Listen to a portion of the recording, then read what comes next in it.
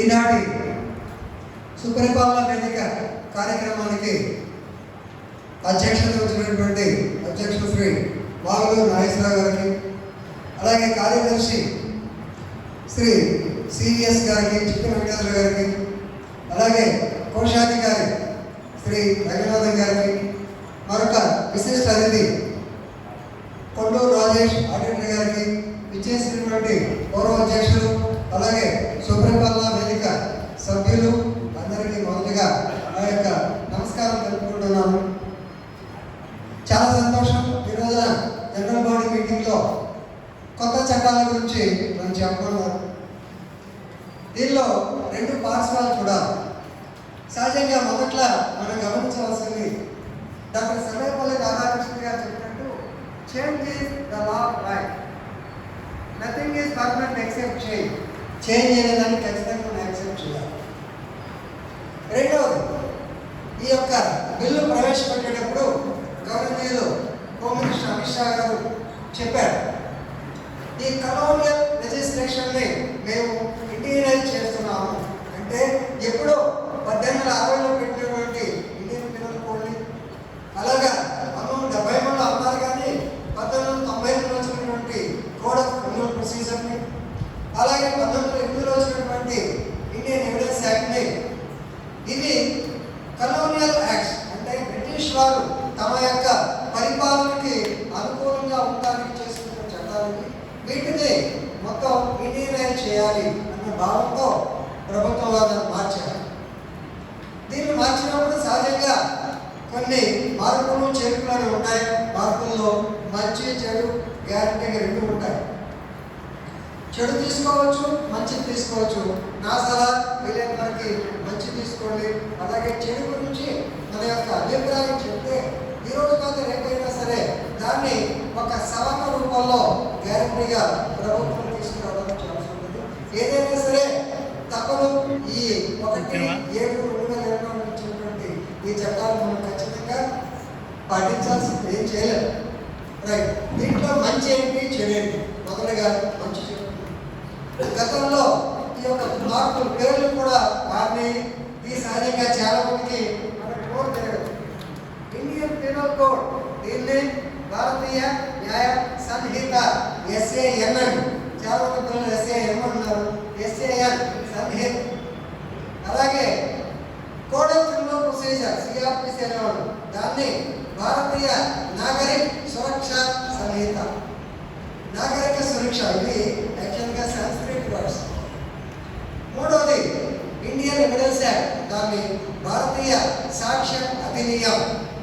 ఈ అధినియం అనేది ఇంతకుముందు కూడా వన సంరక్షణ అధినియం అని ఎన్విరాన్మెంట్ ప్రొటెక్షన్ యాక్ట్లో ఒక 2 ఏళ్ల క్రితం వచ్చింది. ఎన్విరాన్మెంట్ ప్రొటెక్షన్ ఎవరు పట్టించుకోరు. ఈ అధినియం అంటే ఏదో అనుకున్నాం మనం కూడా. ఇప్పుడు ఎప్పుడైతే భారతీయ సాక్ష్య అధినియం వచ్చిందో అప్పుడు దాని గురించి చెప్పాల్సిన పరిస్థితి. రైట్. సో ఇది లార్డ్ మెకాలే గారిని ఇంకా అందరూ స్మరించుకోవాలి. 1860లో ఆయన ముఖ్యంగా మనంతా మెచ్చుకోవాలి. ఎందుకంటే దాదాపు 140 సంవత్సరాలకు కూడా ఈనాటికి కూడా ఎంత వరకు కూడా ఇండియన్ పినల్ కోడే ఒప్పుకున్నాం. మన అసహ్య లాంటి ఏముందని అవార్డు అయిపోయింది కదా, ఇండియన్ పినల్ పేరు మారిస్తే అంటే కొత్త చట్టానికి అమెండ్మెంట్ తేవచ్చు కదా అని చెప్పారు. రైట్. డెఫినెట్లీ అమెండ్మెంట్ తేవచ్చు, కానీ restructuring will always be better. ఎందుకంటే ఇంకొక 200 సంవత్సరాల తర్వాత మళ్ళీ దీన్ని మార్చేటువంటి ప్రయత్నం చేస్తాం.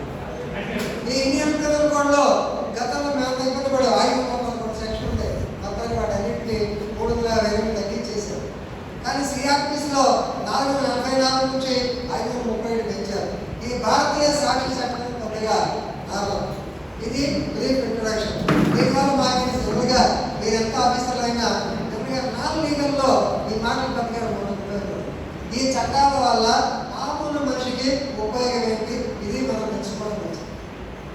మామూలు మనుషులకి ఖచ్చితంగా చాలా ఉపయోగం ఉన్నాయి. అట్ ది సేమ్ టైం నష్టం కూడా ఉంటుంది. ఉపయోగం ఏంటంటే మొట్టమొదట ఈ భారతీయ నాగరిక సురక్షలో 0 FIR వచ్చింది. 0 FIR అంటే ప్రథమ సమాచార రిపోర్టు. అంటే ఏదైనా ఒక నేరం జరిగినప్పుడు గతంలో మనం పోలీస్ స్టేషన్ వెళ్ళి పోలీస్ స్టేషన్ ఆ జ్యూరిడిక్షన్ సపోజ్ AKD దగ్గర జరిగింది, ఒంగోలు తాలూకా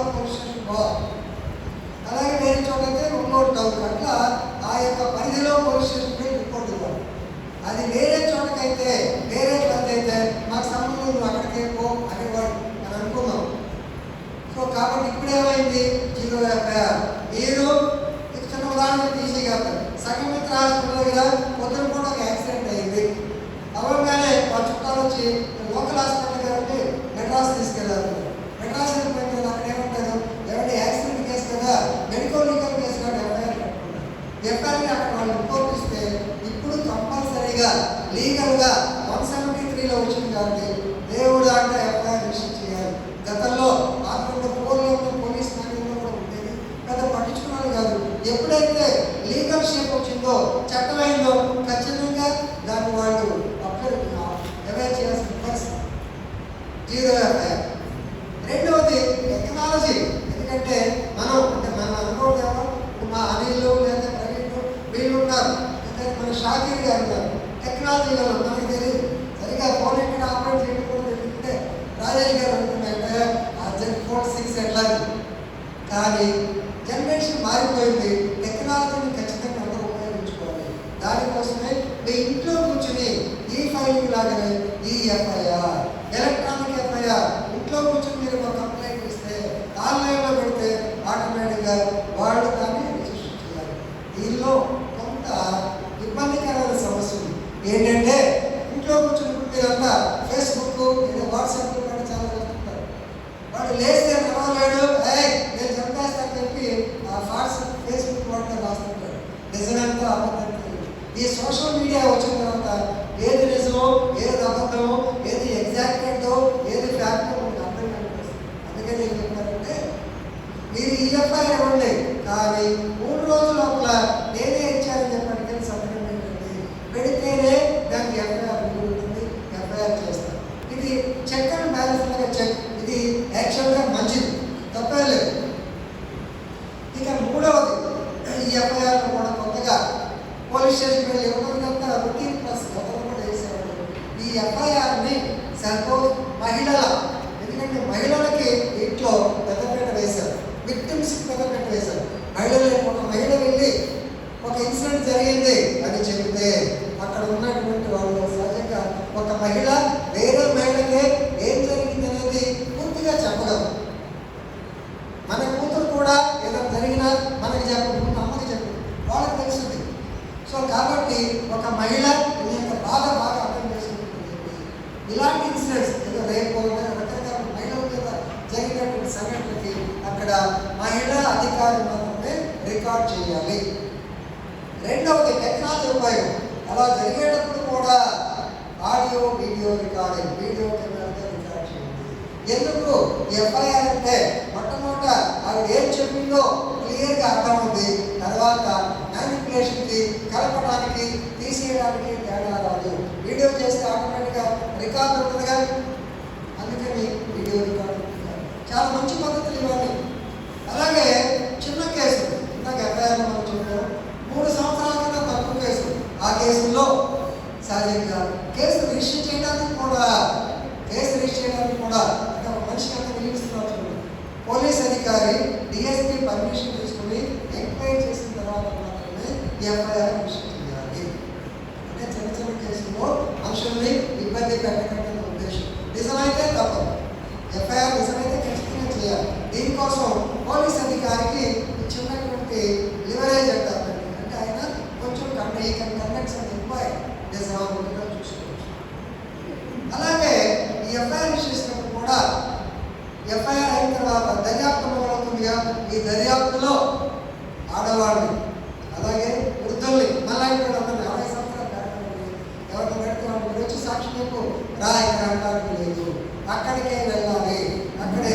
అలాగే ఈ విక్టిమ్స్ అంటారు, ఇందాక మీరు చెప్పిన ఎఫ్ఐఆర్ ఇచ్చిన మహిళ, నేను బలా చెప్పుకుంటాను, మా అమ్మగారి దగ్గర ఉంటాను బలా అనుకుంటే అక్కడికే వెళ్ళి పోలీస్ అధికారి ఆవిడ యొక్క స్టేట్మెంట్ రికార్డ్ చేయాలి.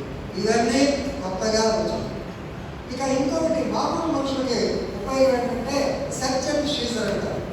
సో సహజంగా మనందరికీ తెలిసే ఉంటుంది, సడన్గా ఇంట్లోకి వచ్చేస్తారు, నా బయటికి రావాలి, లేదా ఇదిగో ఇదిగో పలానా వస్తువులు అని చెప్పి టక్కటక్క చెక్ చేసి ఏం తీసుకెళ్తారు, ఏం చెక్ చేస్తారో, ఎందుకు వచ్చారో ఎవరు అర్థం.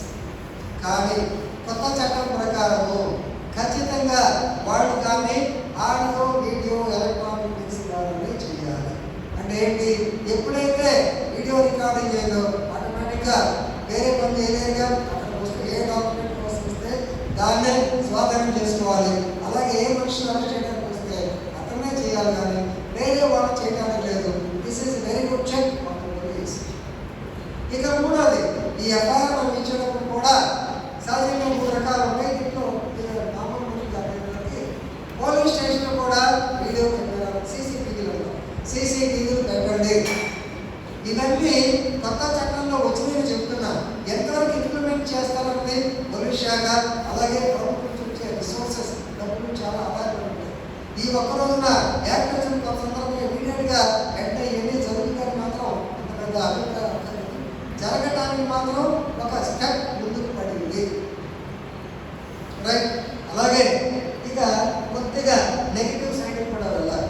ఏమిటి అంటే పోలీసులకి విపరీతమైన అధికార విషయం. ఒకటేంటంటే అరెస్ట్ చేసేటప్పుడు గతంలో ఏంటంటే కంట్రోల్ రూము లేకపోతే ఆడియో వీడియో పబ్లిసిటీ, ఇప్పుడైతే అరెస్ట్ చేసిన తర్వాత వాళ్ళ రిలేటివ్స్కి ఈ మనిషి అని చెప్పి ఫోటో కూడా పంపించమన్నారు, ఆడియో రికార్డింగ్ కూడా చేయమన్నారు. ఇది కొంతవరకు ఎక్యూజ్డ్ రైట్. ఇక మెయిన్ ఏంటంటే కొత్తగా వచ్చింది కూడా ఒకసారి చూడండి, మాబ్ లించింగ్. ఇది నార్త్ ఇండియాలో, అందుకన్నా నార్త్ ఇండియాలో పెద్ద ప్రాబ్లం ఉంది. అతను బస్సులు తోలుకెళ్తున్నాడని, చేస్తున్నాడని రకరకాల కారణాలైనా సరే గుంపుగా చేరి ఒక మనిషి అయితే ఏం చేయలేదు, నలుగురు అయితే కేకలేస్తారు. అదే 10 మంది మాబ్ చేస్తే ఖచ్చితంగా ఏదో ఒకటి చేస్తారు. మాబ్ లించింగ్ దీన్ని సపరేట్ అఫెన్స్ కావాలన్నారు.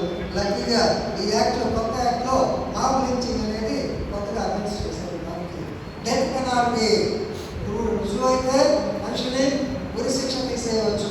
ఇది తప్పుడు పని చేసేవాడికి, మంచి పని చేసి తప్పుడు పని చేసేవాడికి మంచి పనిష్మెంట్ అని చెప్పి ఈ యాక్ట్ అనేది ఎంత గట్టిగా ఉంటుందో చెప్పడానికి ఉదాహరణ. అలాగే మరి మహిళలు గతంలో ఏంటంటే పొద్దున పూట ఎక్కడ కూడా చూసేవాళ్ళు, రోడ్డు మీద వెళ్తా ఉంటే ఒక 4 రోజుల కిందట పాపం చీరాల రామకృష్ణాపురంలో ఒక మహిళ వెళుతూ ఉంటే 2 పురాలు మోటార్ సైకిల్ మీద వచ్చి వాడి చేతిలో బ్లేడ్ ఉంది, ఆ మెడలో కట్ చేసి ఒకప్పుడు పోలీస్ స్టేషన్ వెళితే దాన్ని కూడా దొంగతనం అయ్యారు. అది కాకుండా ఇప్పుడు స్నాచింగ్ అనేది సీరియస్గా తీసుకుని మహిళ మెడలో గొలుసు లాకెళ్తే స్నాచింగ్ అనేది సపరేట్ డిస్టింక్ట్ అఫెన్స్ అనేది కూడా చేయడం జరిగింది. అలాగే ఇంకొకటి మనకి అడ్వాంటేజ్ డిసడ్వాంటేజ్ కదా, సెడిషన్. గతంలో యాక్చువల్గా బ్రిటిష్ కాలంలోనే లార్డ్ మెకాలే వచ్చినప్పుడు రాజద్రోహం లేదు, ఈ సెడిషన్ అనేది ఉండకూడదు అనేటువంటి ఉద్దేశం వాళ్ళు. ఎందుకంటే ఇప్పటికి కూడా బ్రిటిష్లో రాజద్రోహం లేదు. సరే, ఇండియాలో మనకి ఇప్పటికి కూడా మాత్రం ఏంటి అంటే డెత్ పెనాల్టీ ఉండాలా లేదంటే ఏం చెప్తాం అనేది ఉండాలంటా లేదంటా చెప్పేదండి, ఉండాలంటారు ఆ స్థితిలో. అలాగే ఈ సెడిషన్ అంటే ప్రభుత్వానికి వ్యతిరేకంగా ప్రభుత్వం పడిపోవాలని చెప్పి ఏదైనా పనిచేస్తే దాన్ని గతంలో 124A సెడిషన్ అని చెప్పారు. కానీ గవర్నీయ పోలీస్ గారు ప్రభుత్వం ఏం చెప్పిందంటే ఈసారి ఆ మాట సెడిషన్ తీసేసామని చెప్పగానే అందరూ చెప్పలేదు. కానీ దాన్ని దేశద్రోహం కింద 147లో మళ్ళా తీసుకొచ్చారు.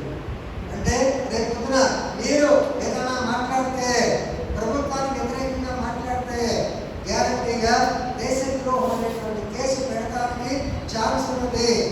అది కొంచెం ఇబ్బందికరమైన సమస్య. ఒకప్పుడు ఉండేది కాదు. ఆ సెడిషన్ 124 లేదా 123A ఇప్పుడు 17/7/85న కారంచేడు సంఘటన జరిగినప్పుడు కత్తిపట్నంలో బలరాం శవాన్ని జరిగి అప్పుడు ఎన్టీ రామారావు తలకాయ జరిగి దీనికి కడతామన్నారు.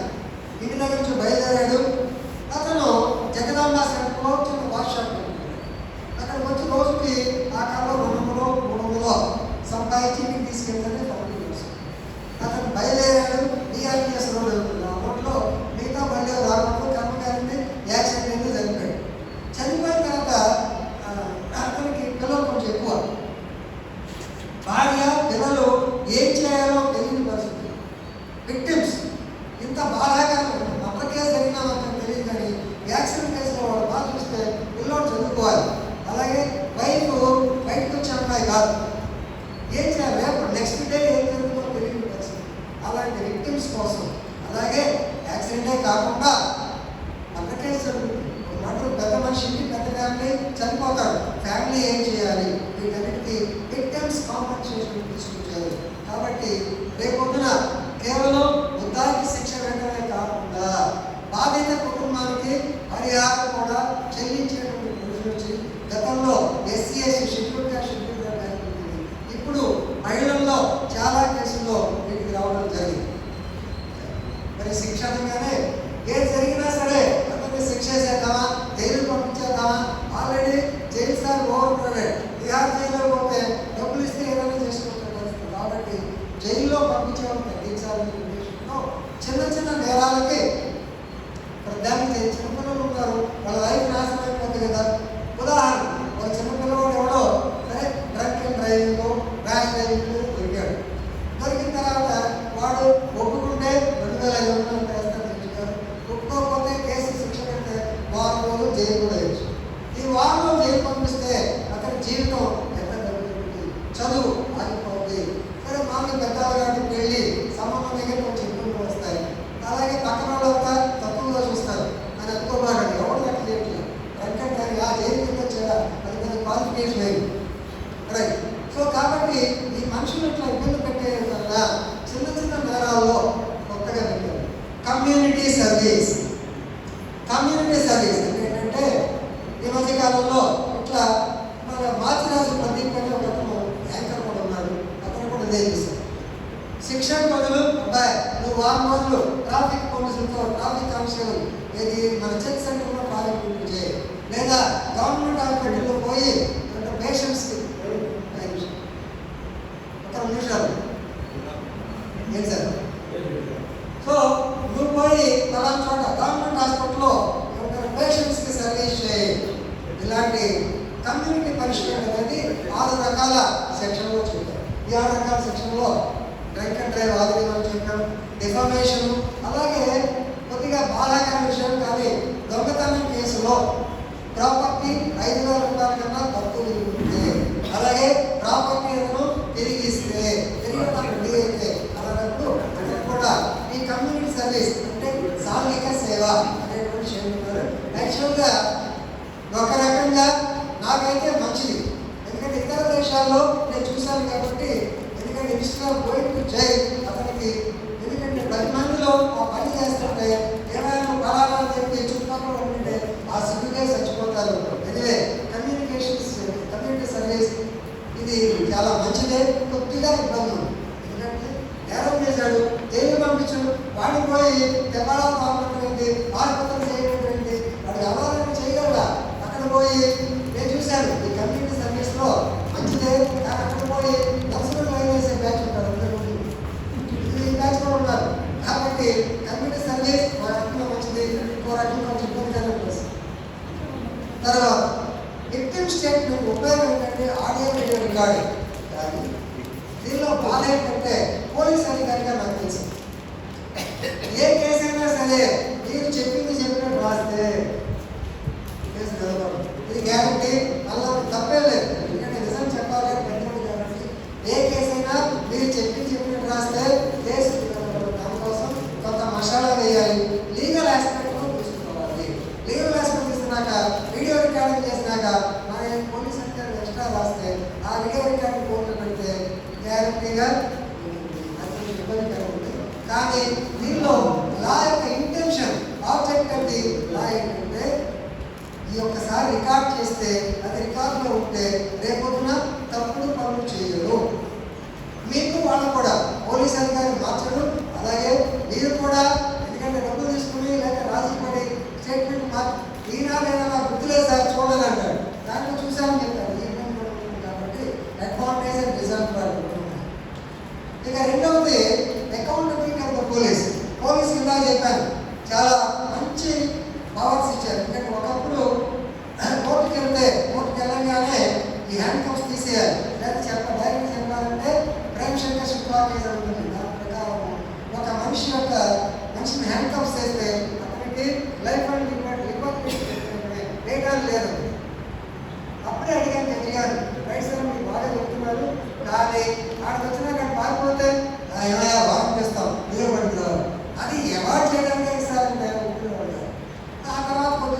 మార్చారు.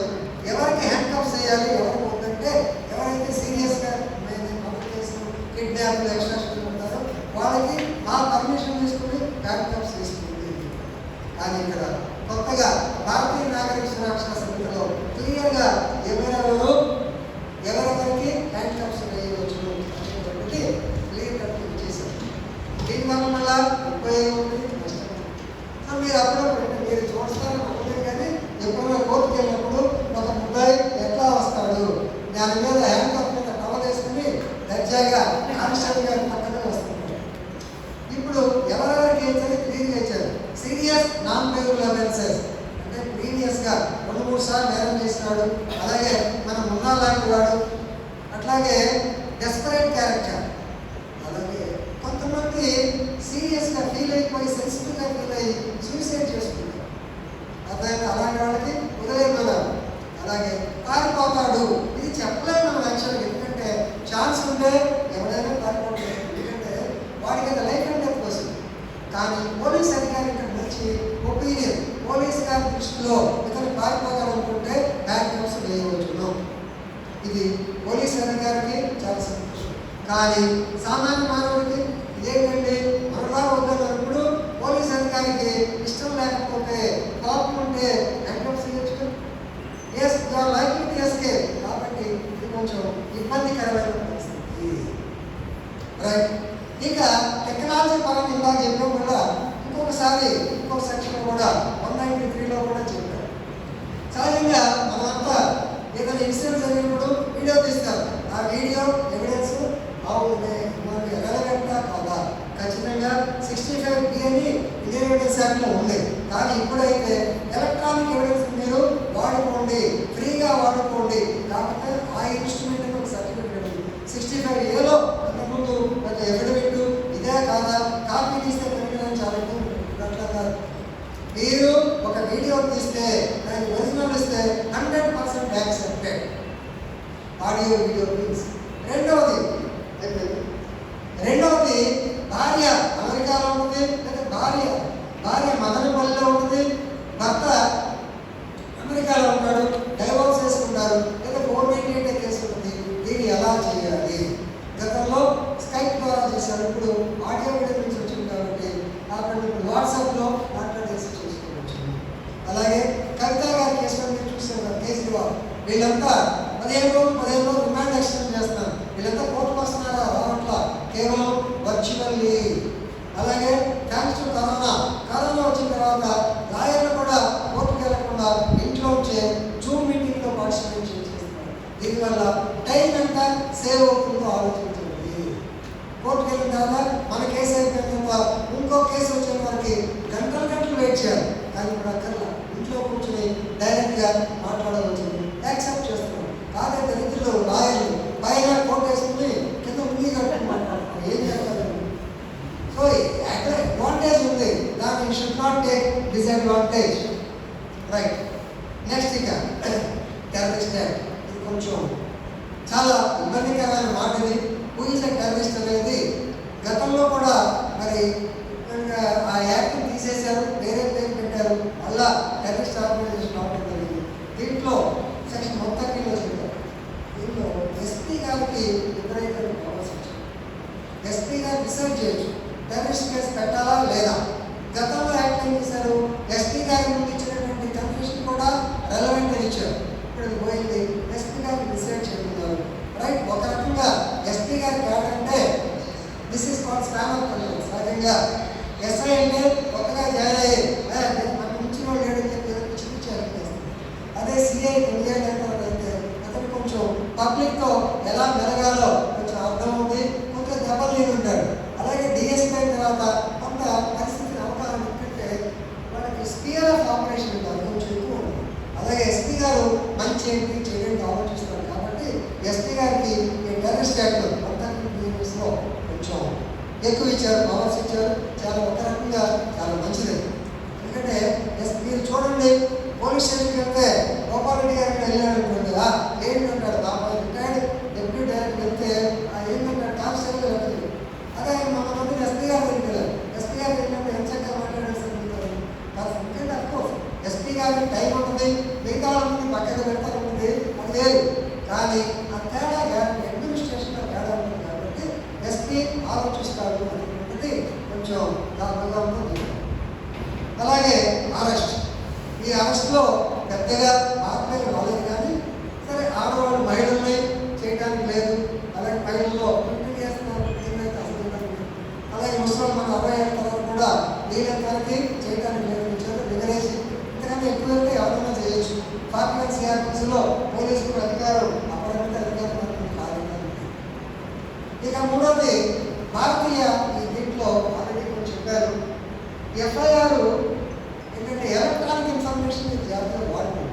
ఎందుకంటే పర్టికులర్లీ యంగ్ జనరేషన్ మీరు పోయి పోలీస్ స్టేషన్ దగ్గర నిలబడే బదులు మీరు ఎప్పుడైతే ఎఫ్ఐఆర్ పంపించారో ఆటోమేటిక్గా రికార్డ్ అయినప్పుడు అతను దాన్ని కాదనలేదు.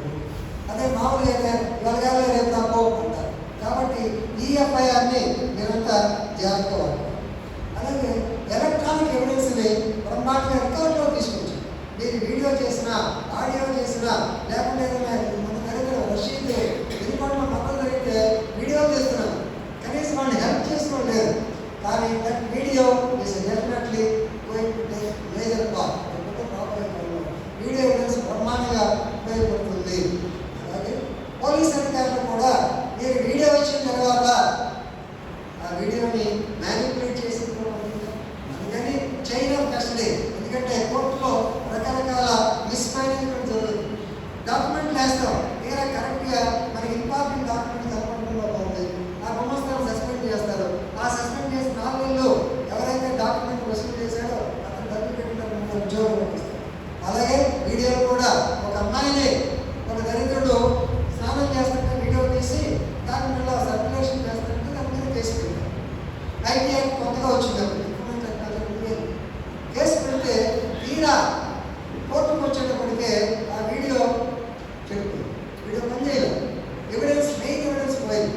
కాబట్టి ఇప్పుడు ఏం చెప్పారంటే బాధ్యత సెక్షన్ 193 ప్రకారము sequence of custody of electronic evidence.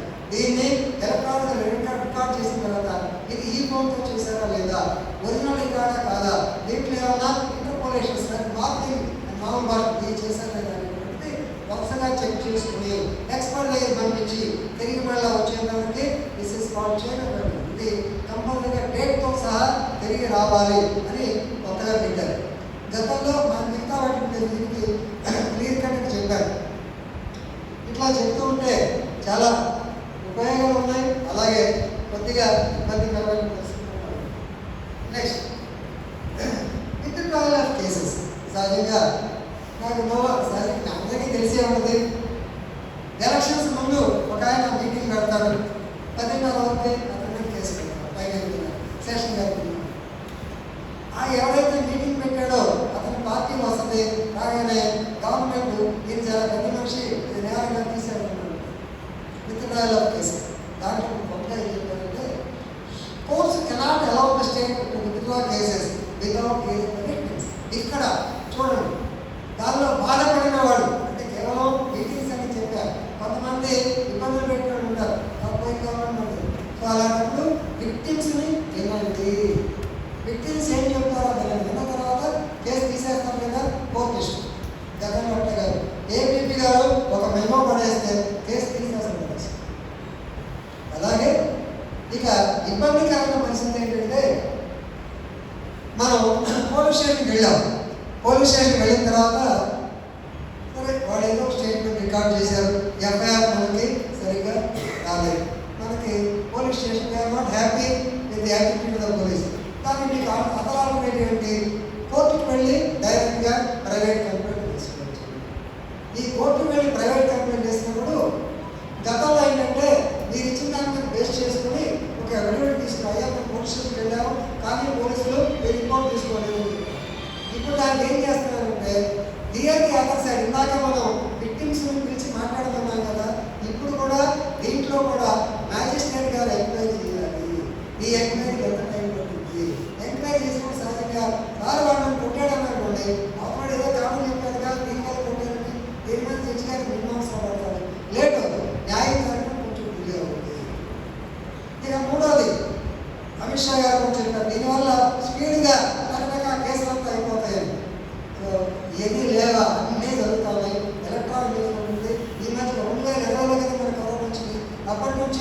Audio video Zoom meeting జరుగుతూ ఉన్నాయి. ఎన్ని కేసులు తీసుకోవాలి? తర్వాత మూడోది కూడా కూడా చెప్పారు, వాయిదాలు. ఎందుకంటే స్పెసిఫైడ్ పీరియడ్ ఇచ్చేసారు. ఒక మహిళ మీద ఏదైనా అత్యాచారం జరిగితే 2 నెలల్లో జరగాలి. కానీ ప్రాక్టికాలిటీలో కొంచెం ఇబ్బంది ఉంటాయి. ఎందుకంటే సుప్రీంకోర్టు చెప్పింది సుప్రీంకోర్టులో చేయలేదు. ఇది 4 స్తంభాల కోర్టులో జడ్జి గారు ఉండాలి, మ్యాజిస్ట్రేట్ గారు ఉండాలి, ఎంపీ గారు ఉండాలి, ముద్దాయి తరపు లాయర్ ఉండాలి. వీళ్ళు ఎవరు లేకపోయినారు. కానీ ఇప్పుడు కొత్తగా చెప్పిన దాంట్లో ఇంప్లిమెంట్ అయితే ప్రమాణం ఉంది. ఒక కేసుకి 3 వాయిదాల కన్నా ఎక్కువ ఇవ్వడానికి లేదు. ఇది ఆల్రెడీ 309 CRPCలో కొత్తగా కూడా ఉంది. ప్రాక్టికాలిటీలో కొంచెం ఇబ్బంది ఉంటుంది. ఏదైనా సరే కొత్తగా వచ్చింది కాబట్టి 2 నెలల లోపల దర్యాప్తు కేసు మొత్తం కంప్లీట్ కావాలి. వాయిదాలు లేకుండా చూడాలి. దానివల్ల ఏముంది, తొందరగా కేసులు జరుగుతాయి. సో సాక్ష్యం అనేది చాలా ముఖ్యం. ఈ సాక్ష్యంలో ఎటువంటి సాక్ష్యాలు తీసుకోవాలి, ఎటువంటి తీసుకోకూడదు అనేది గతంలో ఏ చట్టాలు లేవు. పెద్దగా సెక్షన్ మారలేదు, కానీ ఎలక్ట్రానిక్ అన్నమాట ప్రతి దాంట్లో కలిపాడు. కాబట్టి మనకి అడ్వాంటేజ్ ఏంటి, మీరు ఏం జరిగినా సరే వీడియో తీయండి, ఫోటో తీయండి. ఒక ఫోటో ఈజ్ ఈక్వల్ టు 10 మంది గుర్తు. 10 మంది మనం పెట్టుకునే గుర్తు ఒక ఫోటో వస్తుంది. వీడియో అయితే ఇంకా బ్రహ్మాండంగా వస్తుంది. కానీ నా సలహా ఏంటంటే, ఒక సెక్రటరీస్ గారు చెప్తారు, చిన్నపిల్లలు చెప్తున్నారు, దాన్ని ఇంటర్ప్రిట్ చేయకండి. ఉన్నట్టు చూపించండి తప్పదు. కానీ మధ్యలో మేము మార్చామంటే మొదటికి మోసం వస్తుంది.